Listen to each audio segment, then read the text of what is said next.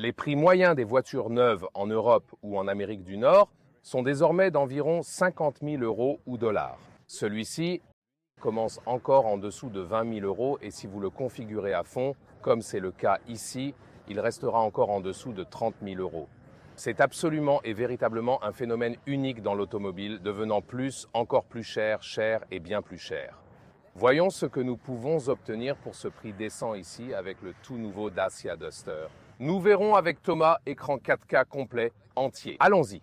Si nous comparons avec la génération précédente, cette nouvelle génération ici est plus affirmée dans le design. C'est un peu plus cohérent.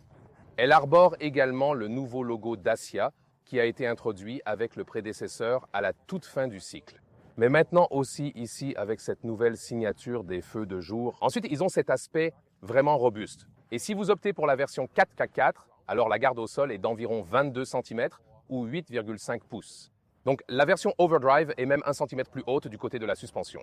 Dans le profil latéral, on peut voir ici, ceci est le nouveau matériel dit Starkel, 20% de composition recyclée. Vous pouvez aussi voir ces étincelles à l'intérieur. Je pense que c'est un aspect très agréable et intéressant également ici, avec ces grandes accentuations et avec ce logo de recyclage. Pourquoi pas? C'est une voiture très présente. Donc, d'une part, ils veulent vendre à un prix très correct. D'autre part, ils veulent dire « Hey, cela ne devrait pas être la seule raison d'acheter cette voiture, mais aussi qu'elle a toujours une allure cool. » Roues 17 ou 18 pouces. Celles-ci sont les roues de 18 pouces. Cela est ce qu'on appelle la finition extrême. Présentation prochainement de la finition vraiment très haut de gamme. Et puis il y aura 2 finitions inférieures disponibles. Celle-ci ici débutera avec des jantes de 17 pouces, mais vous pouvez aussi opter pour des jantes de 18 pouces. La longueur ici à 4,34 m ou 171 pouces est semblable à celle de la génération précédente. Elle est un peu plus large, un peu plus basse. D'ailleurs, ces barres de toit, vous pouvez aussi les placer en travers, par exemple pour un coffre de toit. Supporte jusqu'à 80 kg de poids au maximum. Donc c'est une voiture assez polyvalente. Nous verrons également cela à l'intérieur. Regardez ça. Les poignées de porte pour les portes arrière sont intégrées sur la partie supérieure. Aussi, ici, sur le profil latéral ou arrière, si nous comparons le prédécesseur et la nouvelle génération, un aspect plus robuste, plus cohérent. Alors, côté design, je trouve que ça fonctionne déjà très bien. Et vous, qu'en pensez-vous? Le design arrière, également avec ses nouveaux feux arrière, offre un aspect très épuré. Puis, le logo Dacia est visible à l'arrière. Tout semble un peu plus haut de gamme, plus élaboré maintenant. Et le plus intéressant, c'est que oui, ils ont commencé comme cette marque économique. Ils sont dans cette corporation Renault. Mais en fait, la plupart des clients de Dacia, entre-temps, optent pour les finitions les plus élevées, car, c'est très intéressant, ils viennent d'autres marques qui sont plus chères. À ces prix bas, nous pouvons aussi nous permettre les niveaux de finition les plus élevés. C'est intéressant, non? La partie inférieure robuste s'adapte au tout-terrain avec des angles d'approche et de descente de 31 et 36 degrés à l'avant et à l'arrière, respectivement. Pour la suspension tout-terrain, cette configuration est idéale.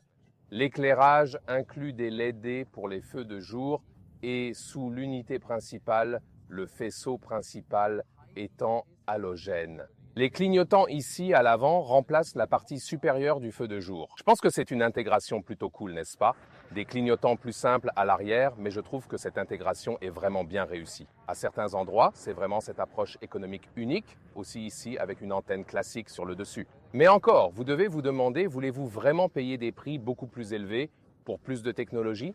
Mais en ce qui concerne l'extérieur, je dois personnellement dire, j'adore. Ici, présenté comme étant gris schiste, beaucoup plus de nuances seront disponibles pour vous. Ceci est aussi appelé Finition Journey, mais elle semble peu différente. Ici, par exemple, vous n'avez pas ces capuchons de miroir contrastants. Mais en général, bien sûr, il s'agit principalement de la couleur à l'extérieur. Cette version de Journey est toujours équipée de roues de 18 pouces avec la finition Extreme. Les roues de 18 pouces seraient une option. Au fait, ce nouveau logo Dacia ici, je pense qu'il fonctionne car il a l'air bien plus élaboré que l'ancien. Commence à l'intérieur, le bruit de porte se fermant. C'est en fait plutôt correct. Puis à l'intérieur des portes, ici, tout est bien compact. Là, vous voyez cette stratégie économique. Mais ils ont une belle structure ici et sur la coudoir, plus souple, avec 4 commandes ici, toutes automatiques. C'est sympa. Et cette toute nouvelle approche de l'intérieur. Tout d'abord, nous avons ce schéma de design ici. Par exemple, les aérations, et elles sont vraiment agréables et douces. La manière dont elles bougent, celui-ci étant le volant de la finition Extreme, encore avec des boutons par exemple pour le régulateur de vitesse. Et je trouve que ça donne un look sympa avec ce fond aplati et aussi la partie supérieure. Des sièges ici en finition Extreme avec le matériel micro-nuage que Mercedes utilise aussi. Ceci semble être quelque part entre la microfibre et le simili-cuir. Et tout l'intérieur, sièges et volants compris, dans toutes les finitions, totalement sans produits d'origine animale. Ils choisissent des matériaux durables, utilisant 20% de matériaux recyclés pour diverses pièces, au total pour toutes les pièces ici. Ils avancent vraiment aussi dans cette direction, et c'est très confortable ici.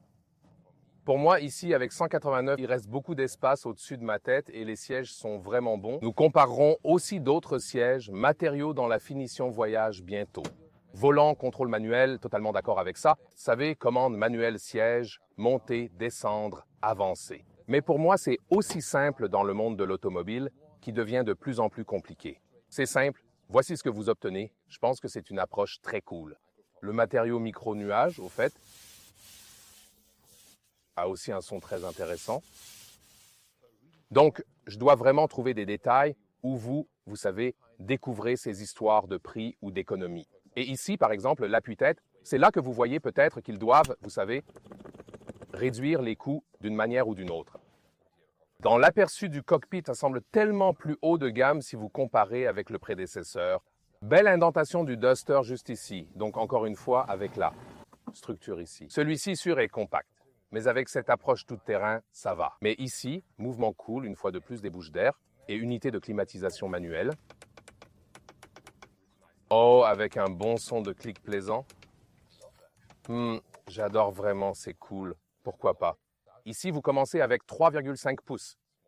Petits écrans d'instruments N-Log. Ceux-ci sont les instruments numériques optionnels. Ils se combinent ici avec l'écran de 10 pouces. Ça commence sans écran. Ensuite, vous mettez juste, par exemple, votre smartphone ici dans ce support. Ensuite, vous pouvez choisir d'obtenir cet écran. Et en option, à l'intérieur de l'écran, il y en a aussi un disponible avec navigation. Ils ont vraiment simplifié l'infodivertissement, c'est pourquoi il est si réactif. CarPlay d'Apple Rapide, Android Auto, tous deux disponibles. Et regardez ici, le mouvement est en fait assez fluide. Pourquoi pas? Et puis ici, par exemple, vous avez toutes les options pour le. Ce n'est pas la chose la plus importante que vous pouvez voir, mais il fait aussi vraiment brumeux ici au Portugal aujourd'hui. Et ici, vous pouvez aussi activer le volant chauffant ou les sièges chauffants dans la finition supérieure. Ici, vous ne pouvez pas le glisser, mais comme dit, vous pouvez simplement contrôler du bas, et c'est ainsi que ça doit être. Dans la zone inférieure, 2 ports USB-C, un tapis de charge induction, des porte-gobelets non adaptatifs.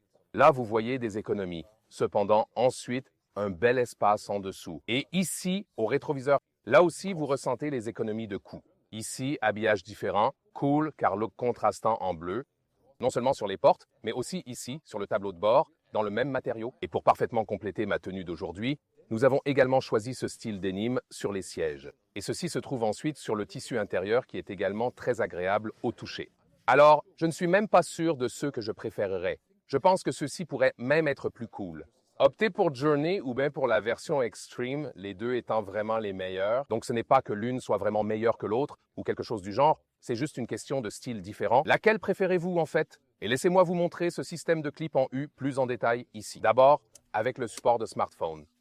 Puis vous avez ici, vous pouvez vraiment bien voir celui-là derrière, et c'est précisément là, le clip en forme de U, juste là, et ça fonctionne avec différents gadgets. À l'avant, côté passager, il y a un autre clip en U, juste là. Et alors, vous pouvez par exemple attacher ce cintre ici, ce cintre arrière, ou par exemple une petite torche, telle que celle-ci.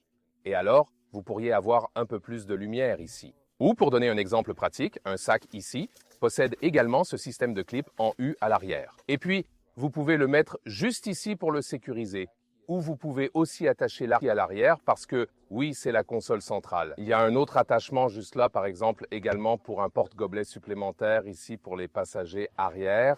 Et il y a un autre clip en U ici à la partie arrière sous le couvercle du coffre. Vous pouvez donc aussi y mettre la petite torche, par exemple, les sièges arrière. l'intérieur de la porte, bien sûr, tout est simplement en plastique pur. Mais encore une fois, pour ce prix relativement modeste, ça me convient totalement en vérité. Alors ici, à l'arrière, dans cette finition extrême, nous avons aussi le matériau micro-nuage sur les sièges arrière. Une fois d'assez lavable, mais a aussi un aspect haut de gamme. Ensuite, nous avons deux chargeurs USB-C dans la console centrale et un autre de ces attachements spéciaux où vous pouvez ajouter des accessoires. Et l'espace pour les jambes derrière quand on a des passagers grands à l'avant. C'est juste. Rappelez-vous, c'est un véhicule court avec un bon espace pour les jambes. Donc, une bonne utilisation de l'espace est essentielle. Aussi pour l'espace tête, c'est assez à l'arrière. Et ce revêtement en tissu ici de ce siège intérieur est en fait assez décent. Maintenant, à propos du coffre, que pensez-vous? Je vous invite à écouter cela attentivement. Cela semble vraiment incroyable, n'est-ce pas? J'adore les sons distincts que produisent les portes. Et le son du coffre semble tout aussi premium. Regardons à l'intérieur. 470 litres maintenant, c'est 25 litres de plus que l'ancien modèle. Près d'1 mètre ou 40 pouces de largeur. Ici, vous pouvez obtenir un revêtement robuste, idéal pour l'arrière et conçu pour les aventures. Et alors ici, la longueur d'un peu moins de 90 cm ou 35 pouces. Oui, ici, bien sûr, concernant la qualité de construction, nous sommes encore à un prix inférieur. C'est ce avec quoi vous devez vivre, mais je suppose que la plupart des clients seront certainement satisfaits de cela. Et il y a une différence ici dans le modèle Journey. Vous avez ce plancher de chargement uniforme. Vous pouvez lever celle-ci et il y a réellement deux pièces, comme ça et comme ça. Et quand vous pliez les sièges, vous avez alors aussi une transition uniforme ici vers l'arrière des sièges. Surprise, surprise, une question de budget et tout ça, des vérins à gaz. Certains véhicules bien plus chers n'en ont pas. Intéressant, n'est-ce pas? Quant au moteur, c'est aussi une approche très intéressante. Il commence par le moteur le moins cher, le GPL 1 litre 3 cylindres. Celui-ci a à la fois 50 litres de gaz et le réservoir de carburant. Et c'est très populaire ce GPL, par exemple en France et en Italie, qui sont aussi les plus grands marchés pour Dacia en réalité. Le troisième plus grand marché est alors l'Allemagne. Et jusqu'à maintenant en Inde et en Amérique du Sud, ils ont vendu celui-ci sous le nom de Renault Duster, mais cette fois, ils n'obtiendront probablement pas cette même version. À côté du GPL, vous obtenez un hybride léger. C'est alors un moteur de 1,2 litres à 3 cylindres avec environ 130 chevaux.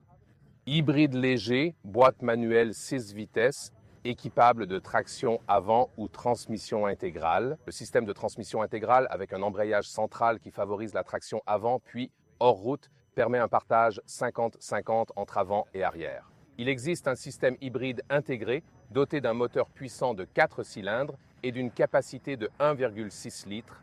Celui-ci a une puissance de 140 chevaux et est automatique. Donc, la raison pour choisir l'hybride intégré serait principalement d'avoir la boîte de vitesse automatique, tandis qu'avec l'hybride léger, vous n'avez que la manuelle. Les dimensions des batteries ne sont pas très différentes, avec 0,8 kWh pour l'hybride léger et 1,2 kWh pour l'hybride plus complet et intégré. Bien sûr, nous vous tiendrons informés concernant la conduite.